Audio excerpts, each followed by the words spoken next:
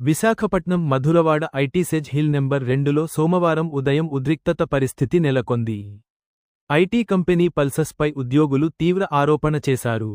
గడిచిన 4 నెలలుగా పని చేయించుకుని జీతాలు ఇవ్వట్లేదు అని ఆందోళనకు దిగారు. బ్లాక్ చేసిన పీఎఫ్, ఇసి నిధులను వెంటనే విడుదల చేయాలని డిమాండ్ చేశారు. జీతాలు అడిగితే దౌర్జన్యానికి దిగి ఉద్యోగులను భయంభ్రాంతులకు గురి చేస్తున్నారంటూ ఆరోపణలు చేశారు. కంపెనీ అవకతవకలపై వెంటనే విచారణ జరిపించాలి అని, వేరే కంపెనీకి వెళ్లి ఉద్యోగం చేసేందుకు అనుభవం సర్టిఫికెట్ ఇవ్వాలంటూ డిమాండ్ చేస్తూ కంపెనీ ముఖ్యద్వారం వద్ద ముకుమ్మడిగా నిరసనకు దిగారు. అనంతరం పల్సస్ హెచ్ఆర్ ప్రతినిధి మాట్లాడుతూ, ఉద్యోగుల డిమాండ్లను ఫిబ్రవరి నెలాఖరిలోగా నెరవేరుస్తామని కంపెనీ యాజమాన్యం హామీ ఇచ్చిందని మీడియా, పోలీసులు సమక్షంలో ఆమె తెలిపారు. నా పేరు సాయి గణేష్ సార్, పల్సస్ కంపెనీలో వర్క్ చేస్తున్నాను.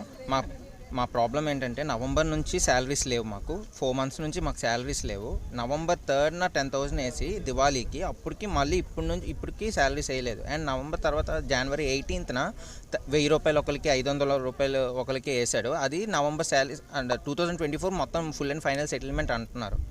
అండ్ మేము అది హెచ్ఆర్తో అడుగుతుంటే మాకు ఇంకా అప్డేట్ రాలేదు, అప్డేట్ వచ్చిన తర్వాత చెప్తాం. ఎఫ్ అంటే ఏంటి మేడం అని అడుగుతున్నా, మాకు తెలియదు అని అనేస్తున్నారు. అండ్ ఈవెన్ మాకు తెలిసి ఎఫ్ అంటే ఫుల్ అండ్ ఫైనల్ సెటిల్మెంట్ అని, హెచ్ఆర్కి తెలియదంట. అండ్ ఇంకోటి ఏంటంటే అప్పటి నుంచి శాలరీలు క్రెడిట్ అవ్వట్లేదు.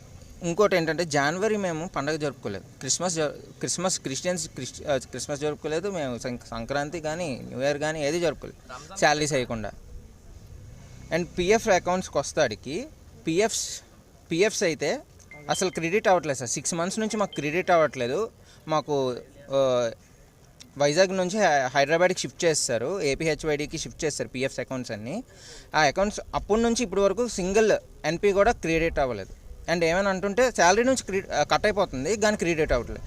దాని గురించి మేము మా ఎండీతో మాట్లాడితే, మీకు గ్యారంటీగా శాలరీలోనే మొత్తం అంతా అమౌంట్ అంతా పే చేయాలా చూస్తాము అండ్ దానికి అక్నాలజ్మెంట్ కూడా తీసుకుంటాను. ఇప్పటికి మొన్న ఒక శాలరీ వేశారు సార్, డిసెంబర్ శాలరీ అసలు వేయలేదు.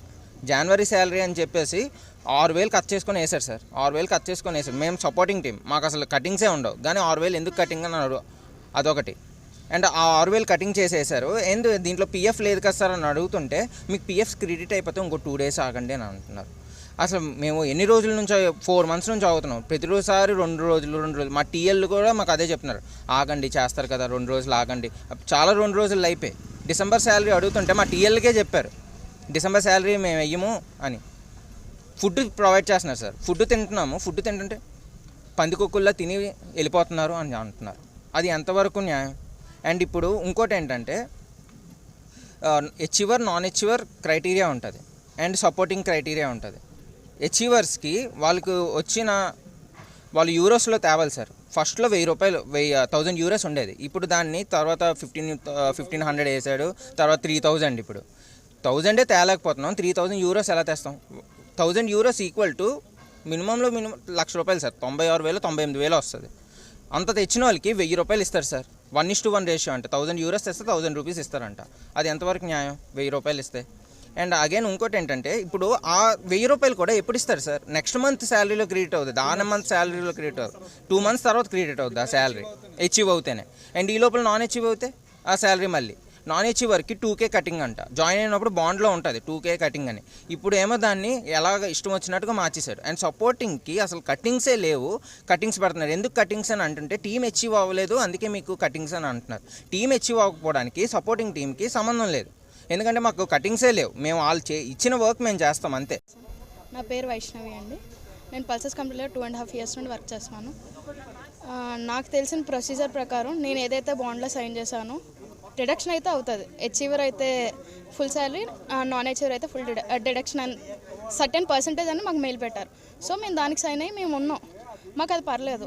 గత 4 నెలల నుండి మాకు శాలరీ అనేది వేయట్లేదు. ఏదైతే వేసారో 10,000 ఒకసారి, 2,000 ఒకసారి, 2,500 ఒకసారి, ఈ శాలరీ అని చెప్పుకోవడానికి కూడా అర్థం ఉండదు. ఇప్పుడు ఇంట్లో వెళ్ళి ఒక మాట అడుగుతారు, అంటే అమ్మాయినా అడుగుతారు, వెళ్ళి జాబ్ చేస్తున్నావా, ఇంట్లో కూర్చోవచ్చు కదా, దీనికి ఎందుకు నువ్వు వెళ్ళడం అని అడుగుతారు.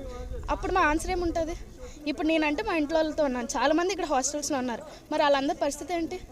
రోజువారీ తినడానికైనా 2000 ఎక్కడ సరిపోతాయి? వాళ్ళ హాస్టల్ ఫీజే అయిపోద్ది ఇప్పుడు ఉన్న రోజుల్లో ఖర్చుల్లో. ఇప్పుడు ఆడపిల్లమైనా మేము బాధ్యతలు తీసుకుంటాం కదా ఇంట్లో, ఈఎంఐ తీసుకోనో ఇది చేయాలా అది చేయాలని. మాకు మా శాలరీ లేదు, మా పీఎఫ్ లేదు, మాకు తెలియకుండా మా పీఎఫ్ ఎగ్జిట్ చేశారు. అట్లీస్ట్ ఏదైనా చేసే ముందు ప్రయర్ నోటిఫికేషన్ ఇస్తారు. ఇప్పుడు రేపు అన్న రోజు ఎవరైనా రిక్రూట్ చేసుకుంటున్నాం, వాళ్ళకి ఒక మెయిల్ పెడతారు, మిమ్మల్ని తీసుకుంటున్నాము ఈరోజు రండి అని. అది కూడా మాకు లేదు. మాకు చెప్పకుండా మా పీఎఫ్ వెళ్ళి మా పీఎఫ్ అకౌంట్స్ అన్ని హైదరాబాద్ యూనిట్లో పెట్టారు. ఇక్కడేమో జూలై 24లో ఎగ్జిట్ కొట్టారు. 6 months నుండి మాకు పీఎఫ్ అనేది క్రెడిట్ అవ్వలేదు. ఇప్పుడు నెక్స్ట్ కంపెనీకి వెళ్ళాం అనుకోండి, బ్యాక్గ్రౌండ్ వెరిఫికేషన్లో ఏముంటుంది? జూలై 24లో మీరు ఎగ్జిట్ అయిపోయారు. నెక్స్ట్ కంపెనీకి ఏ జూలైలోనో లేకపోతే ఏ నవంబర్లో జాయిన్ అయ్యాను. జాయిన్ అయితే అప్పుడు ఏమంటారు? 1 year నుండి కంటిన్యూటీ లేదు, బ్యాక్గ్రౌండ్ వెరిఫికేషన్లో కంటిన్యూటీ లేదు. ఇక్కడ మేము చెప్తాం మేము ఫిబ్రవరి వరకు ఉన్నాము, మేము వర్క్ చేసాము, మాకు ఇక్కడ లేదు కదా. అక్కడ చూపించేది మాత్రం స్టేట్మెంట్ అదే కదా. సరే హైదరాబాద్ యూనిట్లో పెట్టారు. హైదరాబాద్ యూనిట్లో పెట్టాక నాట్ ఈవెన్ సింగిల్ రూపాయి కూడా వేయలేదు మాకు. అందులో మాకు దగ్గర పర్ హెడ్ 40,000 to 50,000 పడాలి. ఎవ్వరికి ఒక్క రూపాయి పడలేదు. 4 నెలల నుండి ఇదే ఆగి మేము చేస్తాము, మేము చూస్తాము, మేము చేస్తాము. ఎంతసేపు, ఎంతకాలం? మేము ఇక్కడ వీళ్ళకెలా సమాధానం చెప్తాం, మేము ఇంట్లో అలాగే సమాధానం చెప్పుకోవాలి. రేపని రోజు మమ్మల్ని వచ్చి మీరు వెళ్ళొద్దు అంటే మేము కష్టపడిన దానికి మాకు కావాలనిపిస్తుంది, మేమేమో ఊరికే కూర్చోవాలనుకోవాలి. అదే మా పరిస్థితి. ఇక్కడ ఎవ్వరికి ఇష్యూ క్రియేట్ చేయడానికి మేము రాలే, మా రూపాయి కోసం మేము వచ్చాం. ఇక్కడ వచ్చి ఎవరిని ఇబ్బంది పెట్టాలని లేదు. పోలీసులు వచ్చారు, మాకు సపోర్ట్ చేశారు. మేము 3 daysలో మీకు ఏదో ఒకటి చెప్తాం. 4 నెలలు అవ్వలేదు, 3 రోజుల్లో ఎలాగైపోద్ది? మీకు తెలిసిన మాట, మాకు తెలిసిన మాట. ఈరోజు మీరు ప్రాసెస్ చేసిన 3 రోజుల్లో అది అవ్వదు. మీ దగ్గర ఫండ్స్ ఉంటే 4 నెలల్లో వేసేయచ్చు కదా, మేము వెళ్ళిపోతాం, మాకు అదే కావాలి. ఇదే కంపెనీని బేస్ చేసుకొని మేము ఉన్నాం కదా. 4 నెలలు అవ్వలేదు, 3 రోజుల్లో అయిపోద్ది అంటే మీరు నమ్మాలా? సరే మీరు 3 రోజుల్లో అయిపోద్ది అన్నారు. అదే విషయం మాకు హార్డ్ కాపీ, సాఫ్ట్ కాపీ 2 ఇస్తే మేము హ్యాపీగా ఉంటాం. సో రేపు పొద్దున్న మాకు మాట అడగడానికి ఛాన్స్ ఉంటుంది. అది మా పరిస్థితి. మాకు వచ్చి మీ పూర్తి సపోర్ట్ మాకు ఇచ్చి మాకు క్లియర్గా సెటిల్మెంట్ చేస్తే, ఏదైతే మా పీఎఫ్ పెండింగ్ ఉందో, ఏదైతే మా ఫుల్ శాలరీస్ ఉన్నాయో, ఏ డిడక్షన్స్ లేకుండా మేము ఏదైతే బాండ్ సైన్ చేసామో ఆ డిడక్షన్స్తో మాకు ప్రాసెస్ చేస్తే మేము ఇక్కడ నుండి వెళ్ళిపోవాలని కోరుకుంటున్నాం. మాకు నెక్స్ట్ ఇది క్లియర్గా మేము ఏదైతే వెళ్ళిపోవాలనుకున్నా ప్రొసీజర్ కూడా మాకు ఏ ఇష్యూస్ ఉండకూడదు. సైన్స్ కానీ చెప్పు కానీ ఇంకేదో అని కానీ డిలే చేస్తే మాకు ఎంత డిలే అయితే అంతే డిలే అవుతుంది. నెక్స్ట్ కెరియర్ మేము చూసుకోవాలి, ఇదే ఒకటే కాదు కదా. సో మేము ఐటీ మినిస్టర్ని అదే అడుగుతాము, ఈవెన్ సీఎంని కూడా అదే అడుగుతాం. మాకు క్లియర్ చేసి మాకు సపోర్ట్ చేస్తే we are happy. As a employees మేము చాలా ఉన్నాను. సో మా ఎంప్లాయీస్ ప్రాబ్లమ్స్ ఏవైతే ఉన్నాయో మా మేనేజ్మెంట్తో దృష్టికి తీసుకొని వెళ్ళాము, వాళ్ళతో డిస్కస్ చేసాము. మా మేనేజ్మెంట్ కూడా అష్యూరెన్స్ త్రూ మెయిల్ మాకు కన్ఫర్మేషన్ ఇచ్చారు. అది ఏదైతే ఇచ్చారో నేను మీ అందరికీ ఇక్కడ మీడియా ముందు అండ్ యాజ్ వెల్ యాజ్ పోలీసుల ముందు కూడా అష్యూరెన్స్ ఇచ్చి చెప్తున్నాను. ఫిబ్రవరి కల్లా what ever the salaries pending ఏవైతే ఉన్నాయో అవన్నీ కూడా క్లియర్ చేస్తాము. అలాంగ్ విత్ స్టాట్యుటరీ పేమెంట్స్ కూడా ఏవైతే డ్యూస్ ఉన్నాయో అవి కూడా అన్నీ క్లియర్ చేసేసి ఎండ్ ఆఫ్ ఫిబ్రవరి కల్లా అందరికీ క్లియర్ చేస్తామని అష్యూరెన్స్ అందరి ముందు కంపెనీ సైడ్ నుంచి ఇస్తున్నాను. పిఎఫ్ స్టాట్యుటరీ అంటే పిఎఫ్, ఈఎస్ఐ అండ్ పీటీ వాళ్ళకి ఏవైతే డ్యూస్ ఉన్నాయో స్టాట్యుటరీ పేమెంట్స్ అంటే అదే వస్తుంది. సో దాని మీద వాళ్ళకి ఏదైతే రిలీవింగ్ కూడా రావాల్సి ఉంటుందో అది కూడా ప్రాపర్గా మేనేజ్మెంట్ సైడ్ నుంచి కంపెనీ సైడ్ నుంచి ఎటువంటి ఇష్యూస్ లేకుండా కంపెనీ సైడ్ నుంచి మేము ప్రొవైడ్ చేస్తాము. అవి కూడా అది కూడా ఎండ్ ఆఫ్ ఫిబ్రవరి కల్లా వాళ్ళందరికీ మేము క్లియర్ చేస్తాము. వాళ్ళ డౌట్స్ అన్నీ కూడా మేము క్లియర్ చేస్తాం కూడాను. ఓకేనా? ఎండ్ ఆఫ్ ఫిబ్రవరి కల్లా అందరికీ అన్ని సొల్యూషన్స్ దొరుకుతాయి. అవి కూడా మేము పిఎఫ్ వాళ్ళతో మాట్లాడి క్లియర్ చేస్తాము ఎండ్ ఆఫ్ ఫిబ్రవరి కల్లా. ఓకే, అన్నీ ఎండ్ ఆఫ్ ఫిబ్రవరి కల్లా వాళ్ళకి ఏవైతే రావాల్సినవి ఉంటాయో అన్నీ కూడా ఎండ్ ఆఫ్ ఫిబ్రవరి కల్లా ఇస్తామని మీకు రిటర్న్గా మేము కన్ఫర్మేషన్ మెయిల్ ఆయన ఇచ్చారు. నేను మీకు అందరికీ చూపిస్తున్నాను కూడాను. Director sir confirmation end of February కల్లా ఇస్తామని మీడియా ముందు నేనే చెప్తున్నాను కదా. పోలీసులు కూడా అష్యూరెన్స్ ఇస్తున్నారు, వాళ్ళ ముందే నేను చెప్తున్నాను. ఇదంతా రికార్డ్ అయ్యే ఉంటుంది కదా. పోనీ మెయిల్స్ అంటే వాళ్ళకి వస్తుంటాయి పోతుంటాయి. నేను మీ అందరి ముందు ఓపెన్గానే మాట్లాడుతున్నాను. కంపెనీ సైడ్ నుంచి ఎండ్ ఆఫ్ ఫిబ్రవరి కల్లా క్లియర్ చేస్తామని మాట్లాడుతున్నాను. సో అర్థం చేసుకోండి. అందరికీ కూడా ఎంప్లాయీస్ అందరికీ మేము ఏదైతే రావాల్సి ఉంటుందో క్లియర్ చేస్తాము. దయచేసి అర్థం చేసుకోండి. ఏదైతే ఈపీఎఫ్ కూడా ఏదైతే ఉంటుందో అవి కూడా మేము క్లియర్ చేస్తాము ఎండ్ ఆఫ్ ఫిబ్రవరి కల్లా.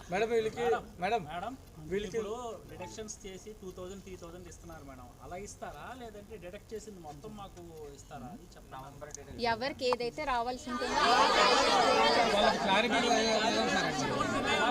మేము అవన్నీ కూడా ఫైనాన్స్ ఏదైతే ఉందో ఇగో కంపెనీ మేనేజ్మెంట్ ఏదైతే ఇచ్చారో నేను అది కూడా రిటర్న్ గా చదువుతున్నాను. అవి ఆయన ఎండ్ ఆఫ్ ఫిబ్రవరి